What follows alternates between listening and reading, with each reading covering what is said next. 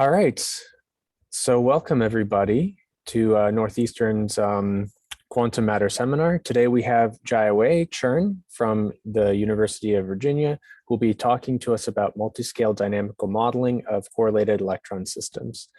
And with that, please take it away. Okay, thank you. Thank you for the opportunity to present our recent work.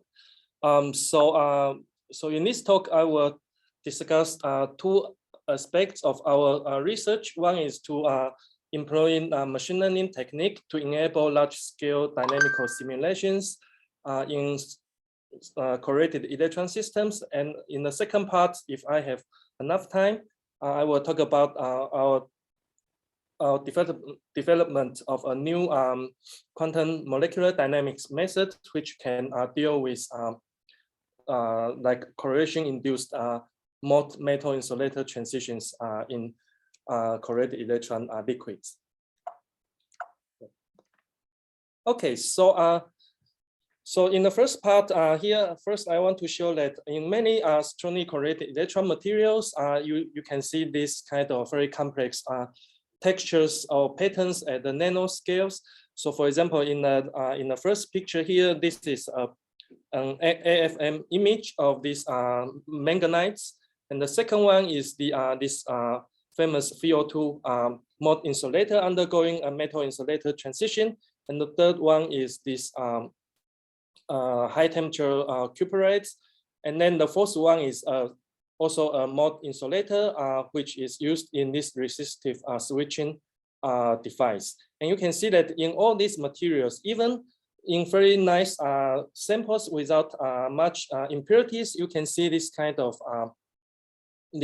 complex patterns emerging during the Mott transitions. So, in order to have a comprehensive modeling of these strongly correlated electron materials at this mesoscopic scale, oh, right. So these nano patterns are not only of fundamental research interest, they actually play an important role in the emergence of these novel macroscopic functionalities. For example, these mixed phase states with coexisting and antiferromagnetic and ferromagnetic puddles actually play an important role in this colossal magnetoresistance phenomena in manganites. And we all know that these liquid crystal-like structures in cuprates are supposed to play an important role in the mechanism of high temperature superconductivity. And these nano filament-like structures in Mott insulators are also important for the functioning of this resistive switching. So essentially, this fast transition between metal and the insulator corresponds to the formation and the rupture of these metallic filaments embedded in an insulating background. Right. So in order to have a comprehensive modeling of this mesoscopic phenomenon in correlated electron systems, on one hand, we want to do a more accurate job on the microscope scale to solve the electronic structure problem. And this involves from simple straightforward exact diagonalization and to more complicated like dynamical mean field theory, quantum Monte Carlo, or density matrix renormalization group. So we need this time-consuming many-body methods to properly describe the microscopic electron dynamics. On the other hand, in order to capture these mesoscopic complex patterns and pattern formation dynamics, we need to do like kinetic Monte Carlo simulations or molecular dynamics, and for spin systems, Landau-Lüsch's Gilbert dynamics. And so usually in order to take care of this large-scale dynamical phenomenon, people use empirical energy models. Like for Landau-Lüsch's Gilbert dynamics, people use an effective classical spin Hamiltonian. And so that can be done very fast, but it does not have, it lacks this predictive power, and it also doesn't properly take into account the intricate interplay between the electrons and these slow classical-like degrees of freedoms. So fortunately, recent developments of these deep learning neural network techniques or methods can bridge this gap and provides tools to achieve large-scale simulations, but with the accuracy of quantum calculations. So in fact, this direction to use machine learning models to enable large-scale dynamical simulation has been explored by these people in quantum chemistry and material science for almost 20 years. And here I show some high-profile papers published in this area. And for example, this first paper has been cited thousands of times, and it's one of the first pioneering papers in this direction. So in their research, in order to do this quantum molecular dynamics to study, functional materials, they use so molecular dynamics essentially just solving Newton equation of motion, and we use like velocity for that. I will explain more in the second part. But in order to compute this force, you need to solve this DFT Consortium equation, and you have to reach safe consistency. So in any case, this takes a lot of time. And once you get the force, then you can just use a very fast algorithm to advance to the next atomic configuration. So these quantum chemistry people, they've been thinking about maybe we can just X machine to learn this time-consuming DFT calculation. And once the machine is trained by data sets from these DFT solutions, then it can accurately and efficiently predict the forces. So that's the basic idea how you can use machine learning to bypass this first principle calculation and achieve large-scale long-time simulations. But there are a lot of details I will explain in a minute. So in our research, for the first part, we want to just borrow these ideas and techniques from these quantum chemistry people and apply it to condensed matter, typical condensed matter systems. So as a pilot study, we first consider this double exchange model, which are supposed to be one of the essential mechanism for this colossal magnetotic resistance in manganites. So basically, this Hamiltonian describe electrons hopping on a lattice, and it could be any lattice. And at every lattice site, you also have these local moments represented by this S. And the coupling between the itinerary electrons and these local spins are this ferromagnetic Hund's coupling type coupling. And for the purpose of CMR, the spin is like 3½ or 5½. So we can, as a first approximation, assume these are classical spins. Right? And it has been shown that this model can account for some the phase separation phenomenon in manganites.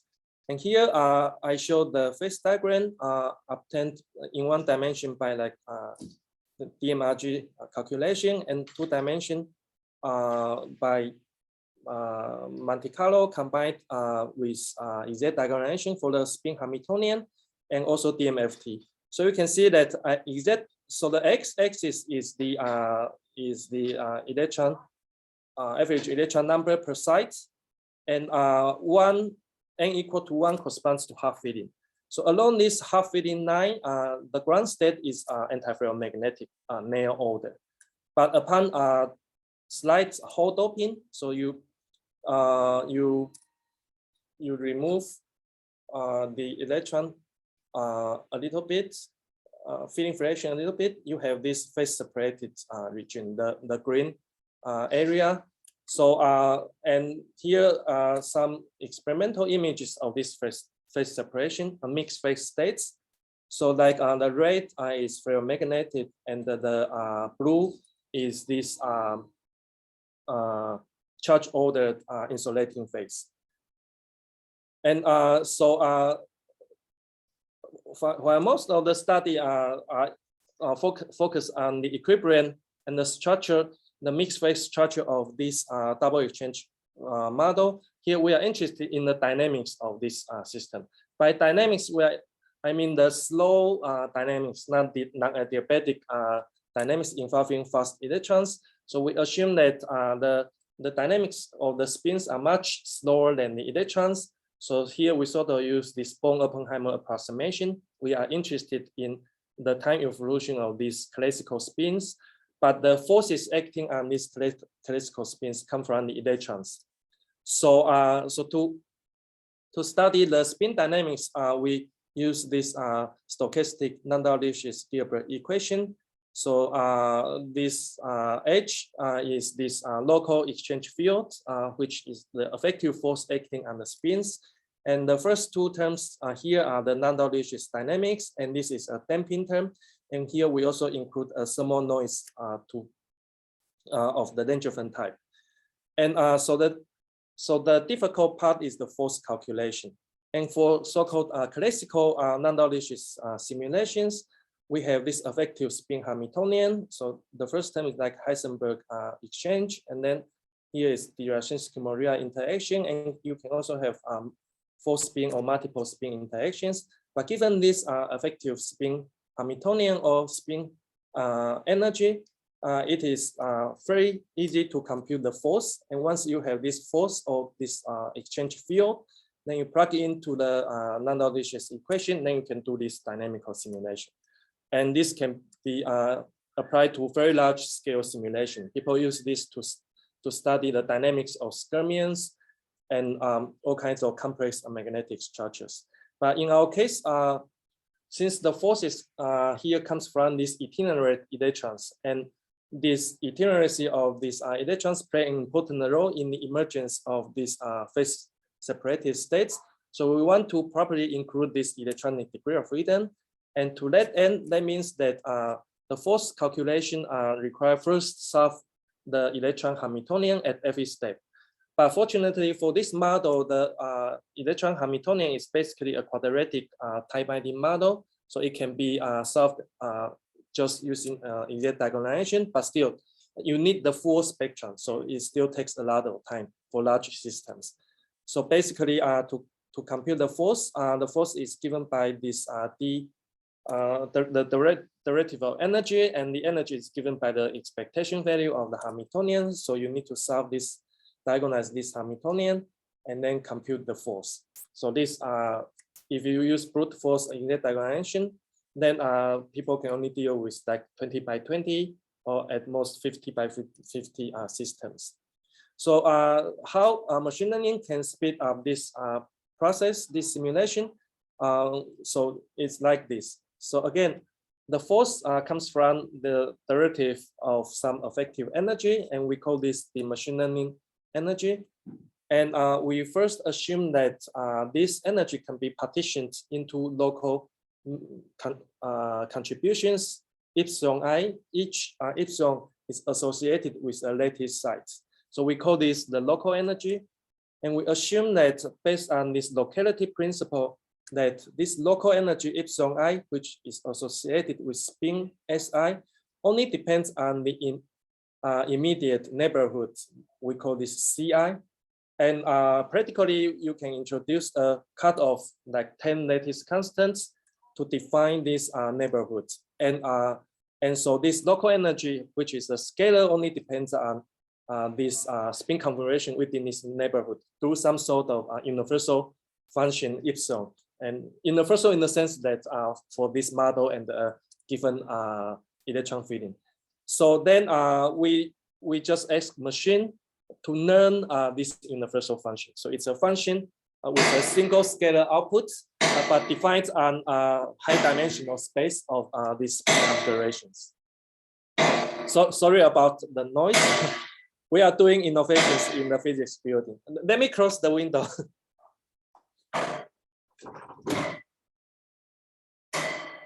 Right. So that's the idea of the machine learning. So the only thing we need to develop is this neural network of other learning model, which can learn from the neighborhood and predict this local energy. Right. And since the input of this machine learning model only depends on these finite neighborhoods, so you can, once you successfully train the neural network, you can apply it to much larger systems. So there's also this transferability.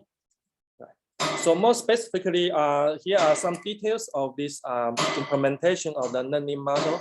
So for example, consider this spin configuration, and we want to find the force acting on this spin SI.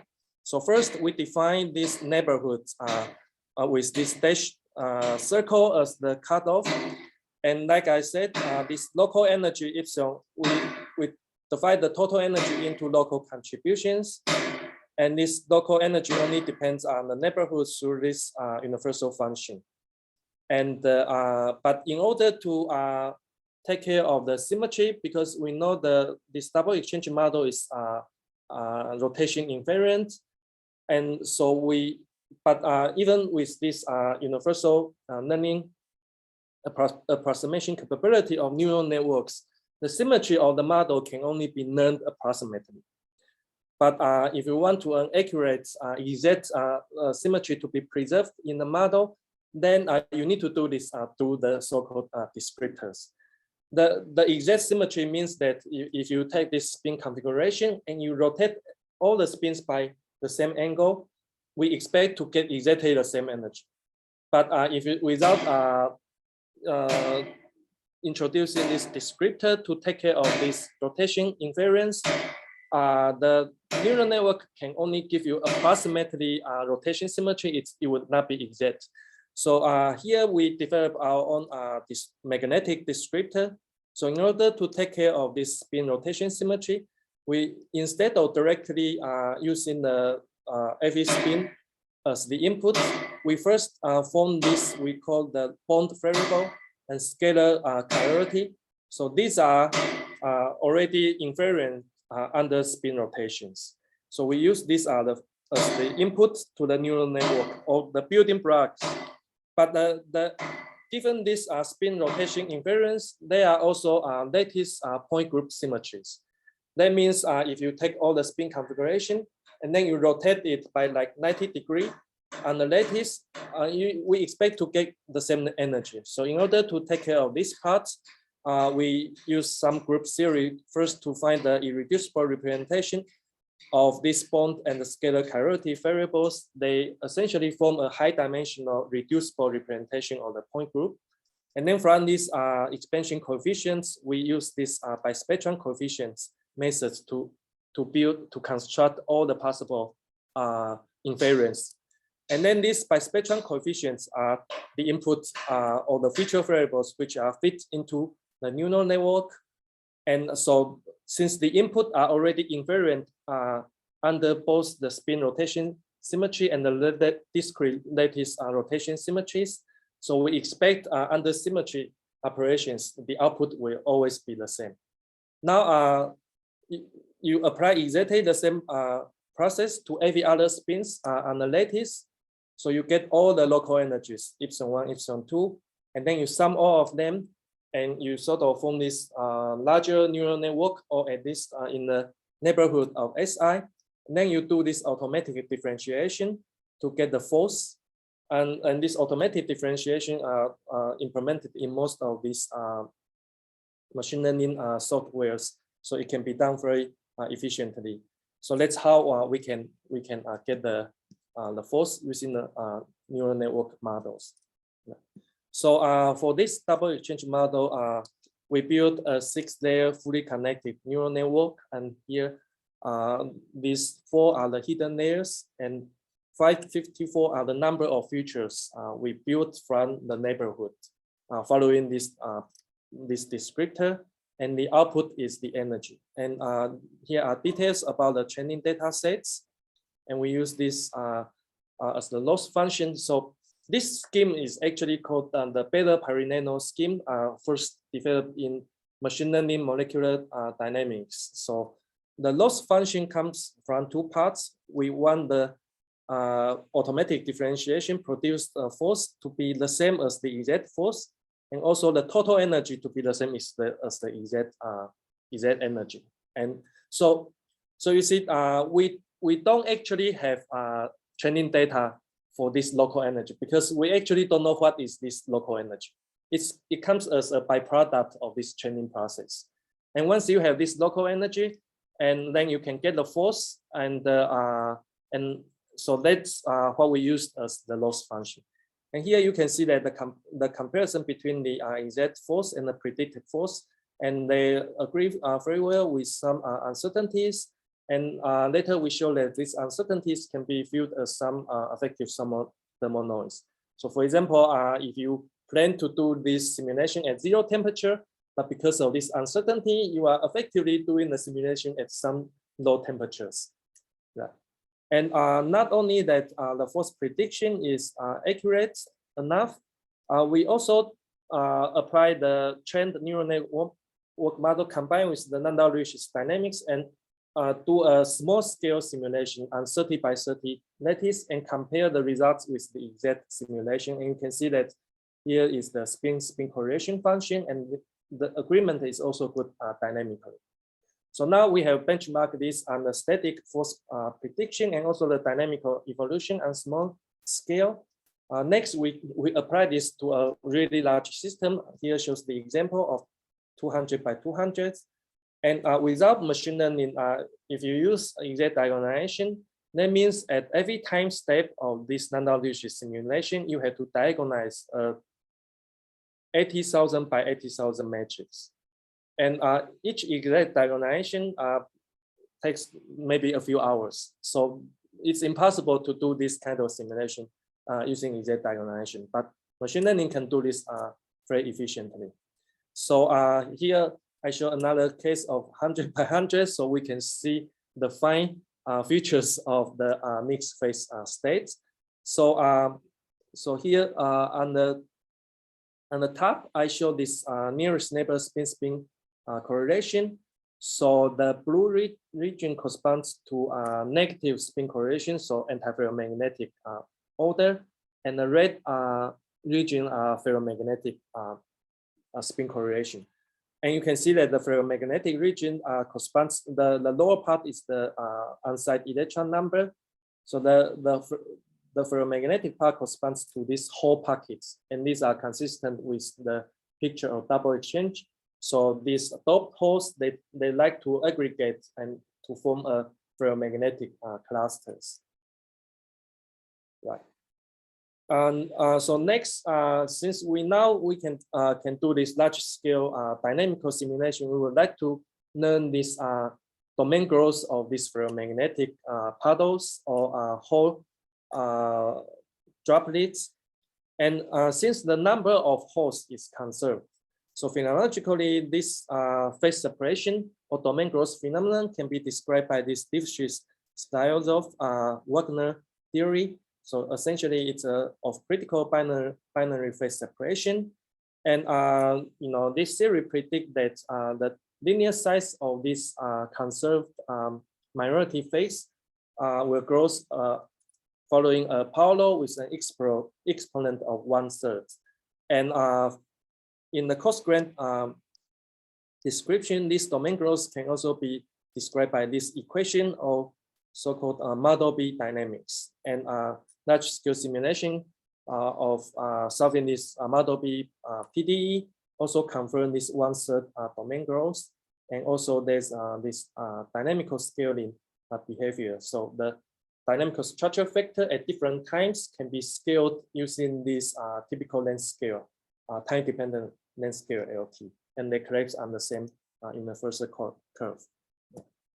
So then we want to check that whether our simulation results follow any of these domain growth law based on symmetry and the conservation laws. And in our case, we expect the domain growth of these ferromagnetic clusters to follow this LSW law. And so this figure shows the histogram of the nearest neighbor bond correlation. So you can see that as time progresses, you see two peaks, one at -1, the other at 1. So this corresponds to ferromagnetic and the background anti-ferromagnet. And we use this part to compute the size of the ferromagnetic clusters. You can see that this first part is just the relaxation from a random configuration, and to a state when the background anti-ferromagnetic order start to build. And so we focus on the late stage domain growth here. And you can see that the LSW power law only sort of account for the initial part of the domain growth. And at that stage, the domain growth is much, much slower than the expected power law. It can actually be better fit with sub-logarithmic domain growth. Right. So, so we also have some idea how this sort of freezing or slowdown of domain growth happens. And that's mainly because once these holes, the antiferromagnetic order develop in the background, and these holes are trapped in a local ferromagnetic cluster, then it sort of built a confining potential for themselves. So even this kind of holes, they cannot move around. And so this kind of self-trapping kind of sort of can explain this slowdown of the domain growth. But we expect if we include the quantum fluctuation of spins, then this quantum fluctuations might facilitate the the propagation of these holes. So eventually, with much longer time scale, this LSW law might be restored. So in the second study, we apply the same machine learning methods to this so-called Falicov-Kimball model, which is another canonical example of strongly correlated electron systems, but not as complicated as Hubbard model. So you need to use quantum Monte Carlo or DMFT to solve it. So in this model, we consider spinless C electrons and also classical like F electrons. So they don't have quantum dynamics. So this NF is either 0 or 1.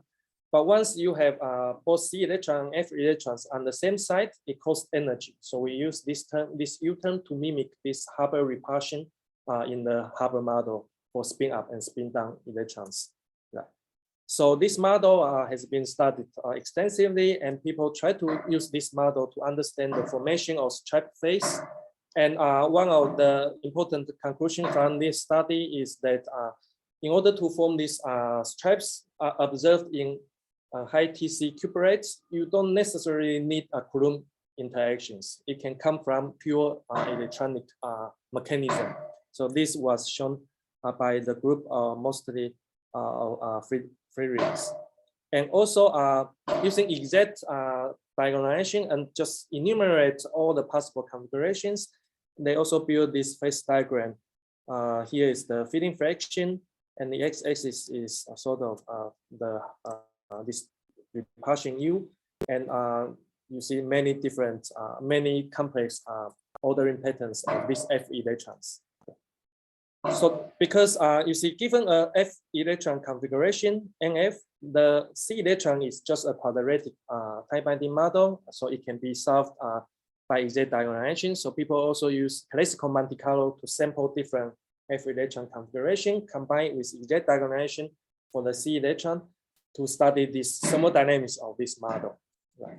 And you can also use real space DMFT to find the complex phases of this Falicov-Kimball model. But most of these are equilibrium studies. They try to find the different phases and also these inhomogeneous structures. But here again, we want to study the dynamics. And by dynamics, we mean this adiabatic Born-Oppenheimer type dynamics. So we first assume that relaxation of the C electrons is again much faster than this classical like F electrons.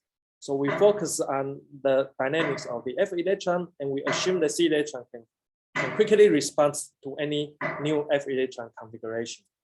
So so we want to, for the F electrons, we assume this random walk type dynamics because these are classical discrete variables, so there is no well-defined dynamics. But in order to study these random walks of F electrons, so we use standard metropolis or global dynamics. But to do this simulation, you need to, the Monte Carlo simulation, you need to compute the energy difference before and after you move the state, the F electron in one state. So consider this F electron, if 4 of its neighbors are all empty, then you need to consider the possibility of moving this F electron up, down, left, or right. So then you need to compute the energy difference of these 4 possible moves. And then with this, you can build this probability and then decide how you move this F electron. So for each single update of the F electron, in many cases, you need to diagonalize the Hamiltonian 4 times. That's just too much. And all the effort just for moving one F electron. So this is very simple dynamics, but it's super time consuming. Yeah. So in order to overcome this obstacle, so again, we use the neural network model. So the idea is to see whether we can directly predict, as the machine, to directly predict these probabilities. And the probability is related to the energy through this Metropolis formula. So the idea is to see, to use machine directly predict this energy update. And again, based on this locality principle, we assume that this energy difference only depends on the neighborhood through some universal functions. Right? And we build some descriptors to take care of the lattice point group symmetry. So then we build this neural network model. So again, we take the neighborhood F electron configuration and we do some descriptor symmetrization. And first we feed these feature variables into a convolutional neural network. Convolutional neural network usually are very helpful, useful for discrete type input variables. And after a few CNN layers, then it goes to this fully connected neural network. And then the output is this 4 energy difference, or moving the F electron to the top, left, down, or right. And from this 4 energy difference, then we plug into Metropolis formula, we get the probability. So with the neural network, then we can do much more efficient simulations. So again, we do some benchmark on the energy prediction and also small scale dynamical simulation. And you can see the agreement is pretty good with the exact diagonalization. Now with this benchmark, we again apply it to larger system, and here we 150 systems and for a thermal quench simulation. So initially we assume these F electrons are in completely random configuration, and we suddenly cool the temperature, and we want to see how these electrons they form patterns through these random walks. And the parameters we choose are such that the F electrons in the low temperature phase, they like to form these checkable patterns. So we are surprised to find that the electrons, they sort of form checkable clusters. You can see here, but we see a lot of small clusters. But for some reason, they don't further aggregate to form a larger checkable domains. So this figure shows the typical size of these checkable clusters, and and you see the checkable patterns here. And again, based on symmetry and the conservation law, this is supposed to also follow this ALS-W gross law with 1/3 exponent. And this alpha here is close to 1/3, but at that times it also deviates from the power law, so sort of slow down. And so we want to understand why this happens. And at the same time, we notice something interesting different. So although we don't see large checkable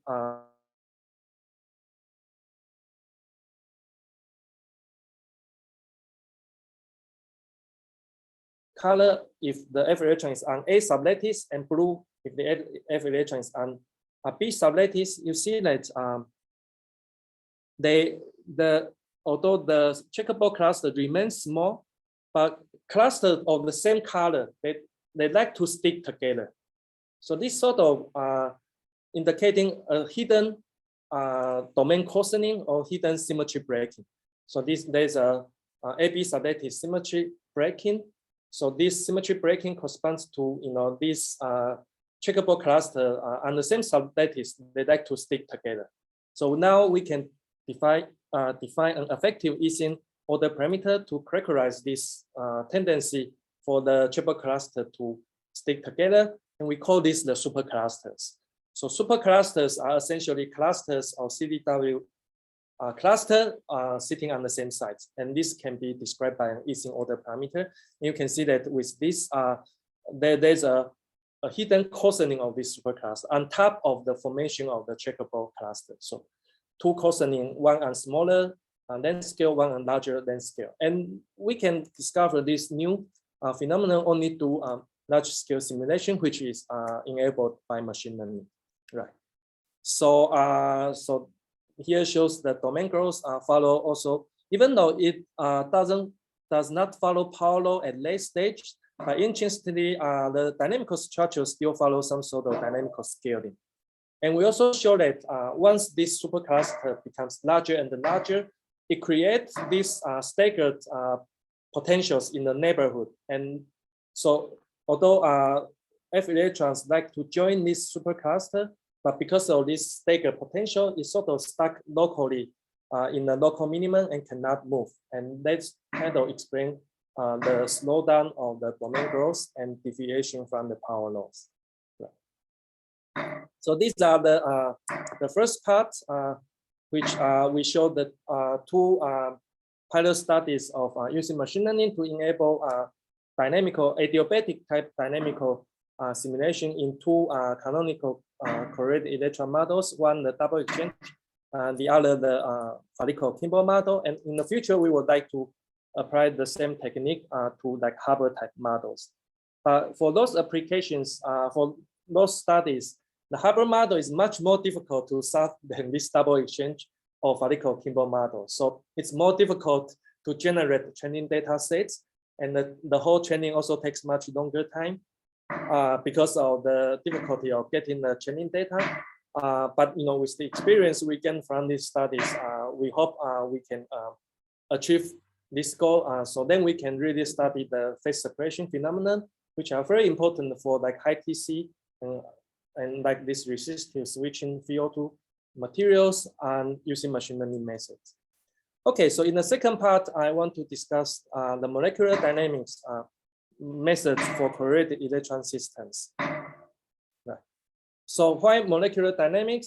So it is a very important tool widely used in physical science and also material and biological science.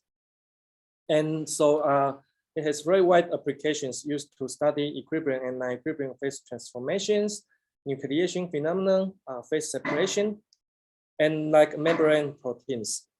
And you can see that the papers containing the keywords of molecular dynamics still steadily increases in recent years. So especially with this the powerful computers, molecular dynamics becomes more and more important in our research. So for molecular dynamics, the idea is actually very simple. Essentially, we just solve the Newton equation of motion, and Newton equation of motion are basically just ordinary differential equations.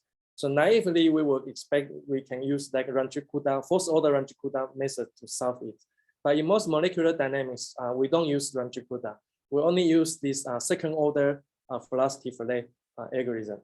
The reason are twofold. One, first order Ranji-Kudai, you need to compute the force 4 times, so it takes more time.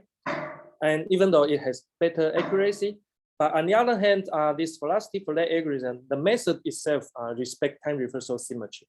And this sort of provides additional accuracy compared with Ranji-Kudai. It's more accurate if you choose a very small delta t, but the method itself is not time reversal symmetric.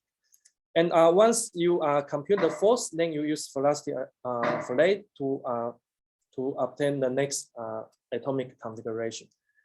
So the difficulty is this calculation of the forces. And in classical molecular dynamics, the forces are given by the derivative of this energy, similar to this Landau-Rios simulation. And in classical MD, the energy is just given by a bunch of empirical expressions. For example, you have this term which fix the bond length, and this term try to fix the bond angle and the dihedral angle, and you can introduce this van der Waals long-range force and electrostatic force. And many of these parameters have been built over the years and in several packages. And you can directly use this for MD simulations of some biological systems. Right, and so that's sort of the state of the art of what classical MD simulations can do. So now people can simulate up to 10 to 8 atoms. That's really a lot. and for much longer time too. So this is an example like 2 years ago. So people use this to simulate this formation of this envelope of coronavirus, not COVID-19, but the H1N1 in 2009. So this simulation is purely classical simulation, and it's run on this 4,000 nodes with 250,000 processing cores at this Texas Advanced Computing Center for 3 days. So, it's just brute force with a lot of computers and, a lot of money, and to run large size long-time simulation, then you can achieve your goal. But this classical MD, it doesn't help with the accuracy, because with this kind of empirical energy model, it cannot describe like chemical reaction or charge transfer, bond breaking, and the reformation, or change of coordination number, and not to mention electronic structure or electronic phase transitions, like metal insulator Mott transitions. So we want to go beyond this classical MD. Right, and so the idea is to keep the electrons in the MD simulation, and this is called the quantum MD simulation.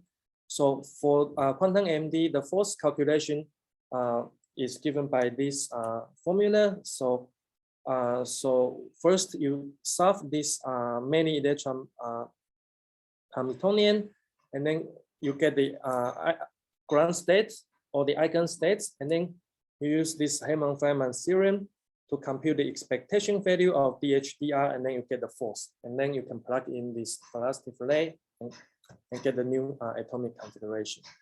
But the many electron problem often cannot be solved exactly because of the interaction. So some sort of approximation has to be introduced. And state-of-the-art approach is again based on this DFT calculation. So at every time step, you sort of solve this Quench equation, and once you get the this eigen self-consistent orbitals, then you build this later determinant and compute the force. Yeah. But the Quench DFT methods fails to describe strong electron correlation phenomenon, especially this Mott metal insulated transition. So our goal is to go beyond DFT and develop a new quantum MD scheme which can describe more transitions. So first step is to, instead of solving the electron problem using DFT, we try to use the Gutzwiller methods. So why Gutzwiller methods? This is perhaps the simplest methods that successfully describe the correlation-induced metal insulator transition, this Brickman-Rice scenario. And the Gutzwiller methods in modern language is also equivalent to this slave-boson theory, mean field type theory. This was shown by Gutzwiller and Rukenstein. And in a sense, the Gutzwiller methods can be viewed as a mean field Hartree-Fock type theory for the Mott metal insulator transition. So essentially, it's a mean field theory, and it's much easier to deal with than other methods. Right. So there are more accurate methods based on traditional quantum Monte Carlo or DMFT or even DMRG, but they take much more time. So the idea of Gutzwiller is to introduce a smaller weight for the double occupied atoms or double occupied electron configuration because of the Coulomb repulsion. And this smaller weighting eta is treated as a variational parameter and to be obtained self-consistently through minimization. And this is the idea of the Gutzwiller wave function. But Gutzwiller also introduced this famous approximation. So under this approximation, which is why it is equivalent to slave-boson, the calculation of this of diagonal matrix elements can be reduced to the calculation of a renormalized later determinant, which can be done easily times these renormalization factors. And this renormalization factor is a function of this eta. So then you just solve this eta self-consistently. Yeah. So in terms of slave bosons, the total energy now depends on the later determinant electron or quasi-particle wave function, and also a bunch of slave boson amplitudes. And you need to minimize your energy with respect to both the stator determinant and the slave bosons. So this is similar to DFT. You also have to do some sort of self-consistency. Right, so we implement this Gutzwiller molecular dynamics. So at every time step, we first, given this slave boson amplitudes, we write down a time binding Hamiltonian for the quasi-particles, and we diagonalize this, we get a stator determinant. And this stator determinant sort of determine some effective Hamiltonian for these slave bosons. You solve the slave boson, and then you repeat this until you reach self-consistency. And then from the stator determinant slave boson, you can build the Gutzwiller wave function, and then you compute the force. So that's the Gutzwiller molecular dynamics methods. And with these methods, now we can, for the first time, perform molecular dynamic simulations on a Mott metal insulator transition, but in an atomic liquid. Right. So without molecular dynamics, you cannot study the interplay of this electron correlation and the atomic motion. Right. But unfortunately, unlike DFT, at this stage, we can only study toy models. So that's what condensed matter people like to do. But this is not so-called first principles. So it does not come from this first principle Hamiltonian. So we have this, we call this Hubbard liquid model. So on the electron part, you have this electron hopping. The hopping constant depends on the distance of the two atoms, and also this Hubbard U. And this is a phenomenological classical pair potential, which accounts for the short distance repulsion because of Pauli exclusion principle. This is also a classical kinetic energy of the atoms, right? And so we apply this to simulate, we apply this Gutzwiller molecular dynamics to simulate the Mott transition in this model. You can see that, this double occupants goes to 0 at some point. And this is the histogram of the double occupancy. And we find that at close to the Mott transition, we saw this double peak structure, which indicates there are sort of two kinds of atoms. One still have high double occupancy, so they are sort of like metallic atoms, and you also have another group which has small double occupancy. So these are like locally already insulating electrons with local spins. And here I just want to mention that even though this model is very easy and it's a toy model, but it could serve as a minimum model for this alkali fluids, and because it has one electron and in the s orbital. So as a minimum model, this Hubbard liquid Hamiltonian can describe, the metal insulator transition in this alkali fluids, which happen to be close to the liquid gas transition. And it's unclear whether these two phase transitions, liquid gas and the metal insulator, are separate or the same one. And so hopefully our methods can shed some light on this issue. So here are more details on this Gutzwiller simulation of the atomic liquids. And what is interesting is this atomic diffusion constant. So electron is always liquid, and we assume they are equivalent. This is Born-Oppenheimer approximation. So we are interested in the diffusion of the atoms. And we found that close to the Mott transition, there's a maximum for the diffusion. And for a long time, we didn't know how to understand this maximum. But recently, we have some ideas of why we saw this diffusion maximum. Essentially, you can think of it like this. So when you increase this Hubbard U because of the electron correlation, so the electrons, they like to localize. So then you sort of lose these metallic bonds. And these metallic bonds are basically attractive force. And when this attractive force is small enough, it's kind of partially cancel the very strong repulsive force. And because of this cancellation, you produce a smaller interatomic total force, and that's why your diffusion constant increases, roughly like this. Okay, and recently we tried to go beyond Gutzwiller and try to develop a even more accurate quantum MD scheme based on dynamical mean field theory. So here I showed the basic idea of the DMF, the dynamical mean field theory. So essentially, you treat all the other atoms as a background, a reservoir of electrons, and then you map this many body problem to a single impurity problem, and then this single impurity problem can be exactly solved numerically, and so that's the basic idea of DMFT. Right. So with my students, he successfully implemented this DMFT MD scheme. So again, at every time step, you need to first solve this impurity model. And from this impurity model, you get this on-site stable energy. You plug into this lattice Dyson equation and you solve it. You get the on-site Green function, and you repeat this until you reach self-consistency.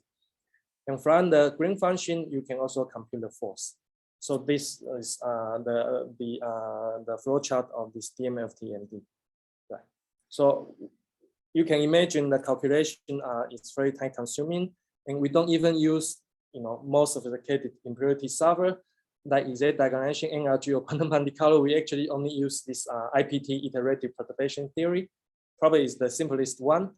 And we can also only do 48. The problem is that you have to do this for many energies or many different Matsubara frequencies. So that's why it takes a lot of time. But fortunately, this part can be easily parallelized. But still, we can only do like 40 atoms right now. So this shows some results of the DMFT MD simulation of the Mott transition. So more importantly, this is the first MD simulation which can give you the electron spectral function. All the other MD methods like DFT, MD, Gutzwiller, or Hartree-Fock, they all based on single particle pictures.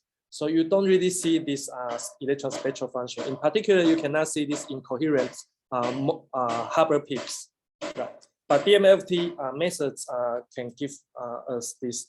So you see here, we just observe the standard Mott transition scenario, but just in this atomic liquid setting. So you see this quasi-particle peak, and above the critical U, it disappears, and you saw these two Hubbard bands. Okay, so finally, we also apply the machine learning methods to learn this Gutzwiller MD. But the machine learning part is completely standard. Quantum chemistry people have been developing this machine learning technique for a long time. We just borrow them and apply it to the Gutzwiller case. So just to recap again, in order to compute the force on this atom, we build some neighborhoods, and we take the atomic configuration in this neighborhood into a descriptor, and this ACSF is called atom-centered symmetry function. It's one of the widely used descriptor in molecular dynamics. And then once you get the feature variables, you fit into a neural network, and this gives you this local energy. And you apply this same procedure to every other atoms in the liquid, and you get all the energies, and you combine them to get the total energy. And again, you do automatic differentiation, then you get the force acting on these atoms.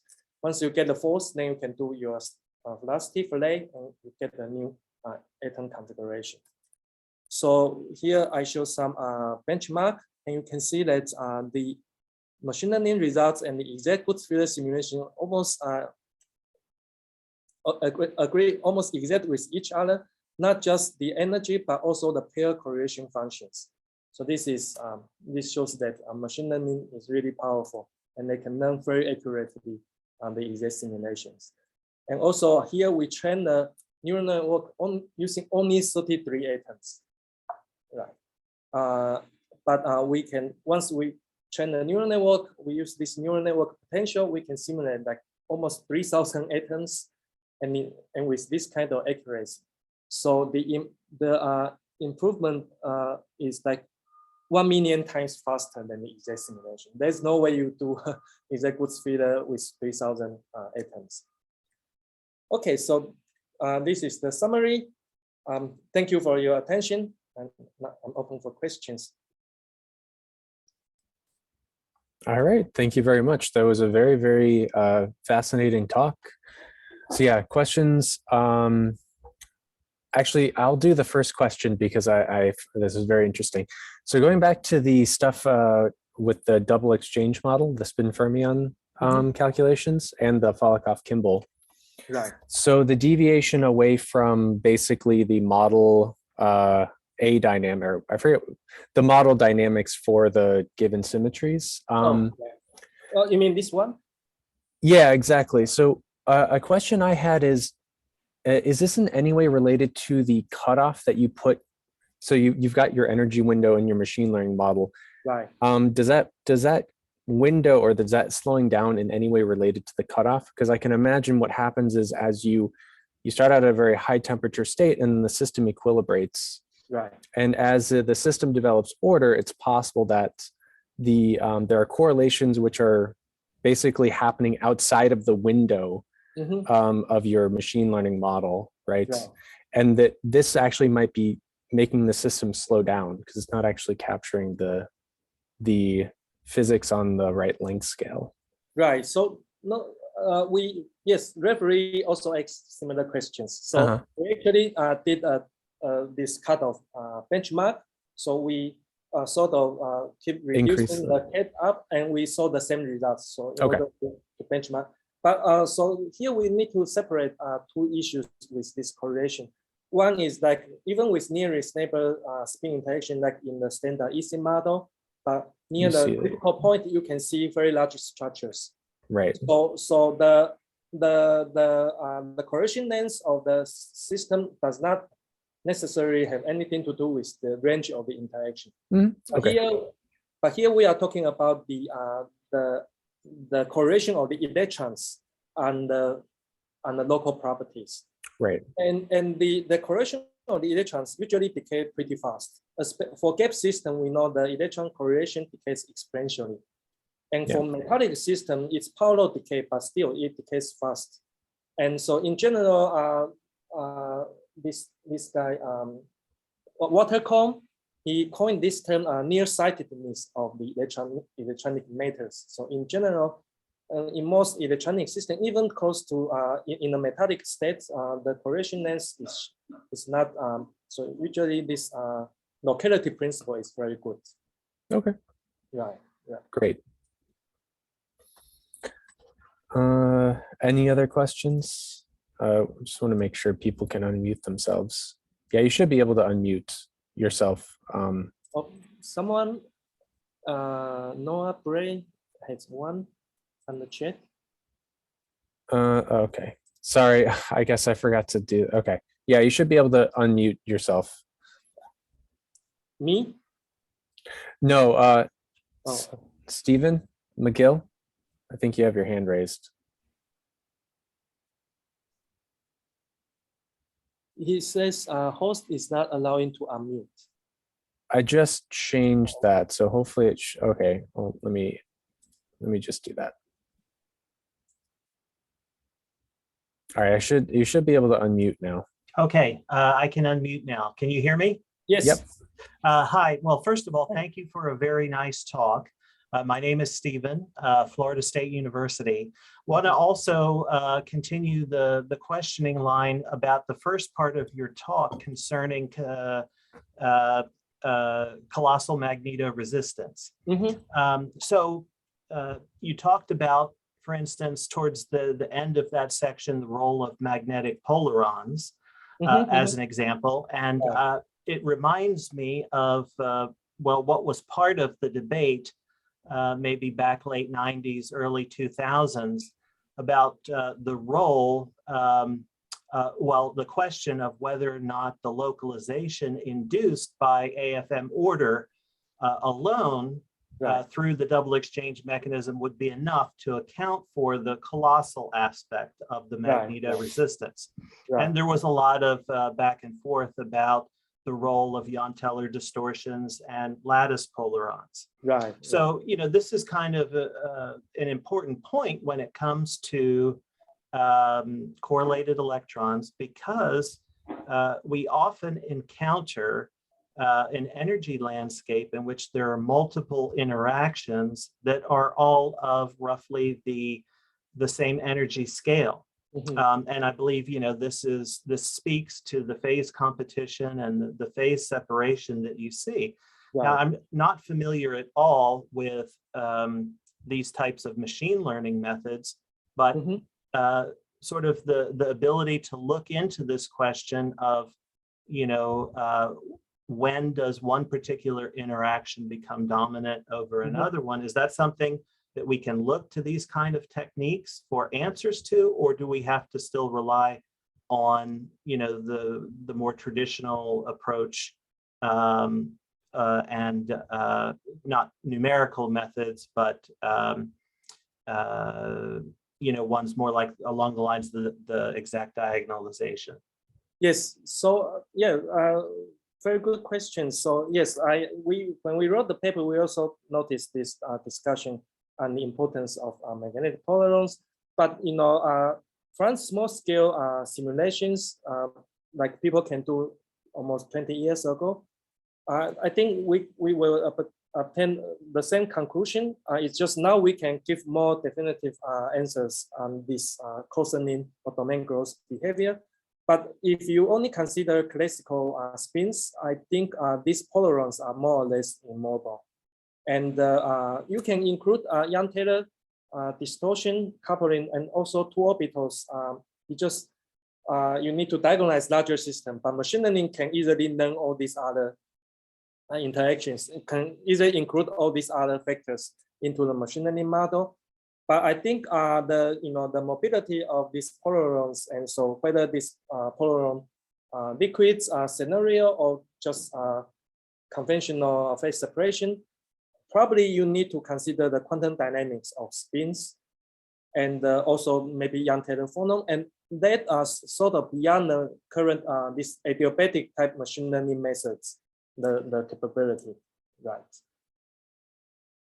Yeah, because the current method is more like this Born-Oppenheimer molecular dynamics. So you assume this classical degree of freedom, sort of classical, and then you solve it using ordinary or partial differential equation, and machine can learn how the force coming from the electrons very efficiently and quickly, accurately. But if you need to consider the quantum nature of this low degree of freedom, and then you need a different machine learning framework. Yes. Actually, that kind of leads into a different question. So in these simulations, you're assuming that the electrons are at thermal equilibrium with the given. Okay. Right. So I guess effectively you could at least. Well, how do I explain this?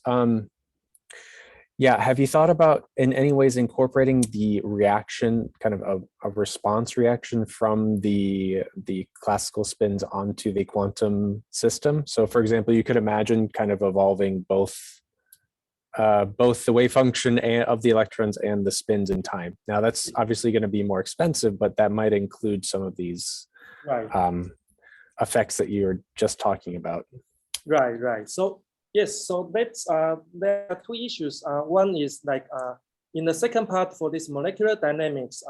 So almost 90% of the molecular dynamics are based on Born-Oppenheimer approximation, right? So that always assume electrons are sort of equilibrium, and already with this there are a lot of phenomenon we can study. Right. But if you want to include this non-equilibrium aspect of the electrons, they call this the non-adiabatic molecular dynamics or non-equilibrium electron molecular dynamics. So we sort of generalize this Gutzwiller molecular dynamics to include this non-adiabacity of the electrons. So that part is possible. But for the machine learning, right now this framework only works strictly for Born-Oppenheimer type approximation. It's difficult to go beyond. To go beyond, in the case of non-adiabatic dynamics, which means electron has its own dynamics and atom has its own dynamics, and then you just couple them together. And there are many different formulations. For example, the simplest one is like called this Ehrenfurst molecular dynamics. So the electron they follow some Schrodinger-type equation, and then this coupled to the Newton equation of motion. But there are other frameworks, and so then it's unclear how you can develop machine learning model for this kind of system. So we thought about this a little bit, and the idea is like recently there are a lot of efforts trying to develop machine learning model to improve the efficiency of solving partial differential equations. So in this sense, maybe some of the technique developed there can be used to speed up the simulation of this coupled electron and the atom dynamical systems.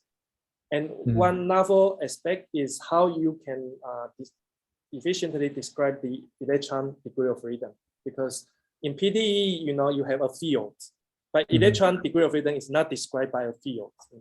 So that's totally beyond. But another interesting thing about the beyond Born-Oppenheimer is, so you can still assume Born-Oppenheimer approximation, which means the electron relax much faster than the atomic degree of freedom, but it doesn't have to be Boltzmann distribution. So for example, your electronic system can be in a driven setup, and then you need to use like non-equilibrium Green function or other methods to solve the electron part. But since for every time step of the classical degree of freedom, you assume electron are sort of quasi-steady state. So the same machine learning methods can still be used for that kind of situation. It's just the training data set not comes from this exact dimension or methods for Hubbard model, but we need to combine with this non-equilibrium Green function methods. Okay, yeah, that seems like what would make sense, right? You can include some of the dynamics or the response function through some sort of non-equilibrium formulation of the electrons. Yeah. Okay. Nice. Yeah. Any other questions? So hopefully you should be able to unmute yourself.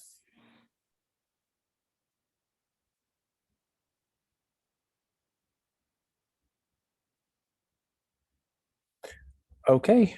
Yeah. With that, I would like to thank the speaker again. It was a very interesting talk. And I hope everyone has a wonderful morning, evening, or afternoon. Bye, everybody. Thank you.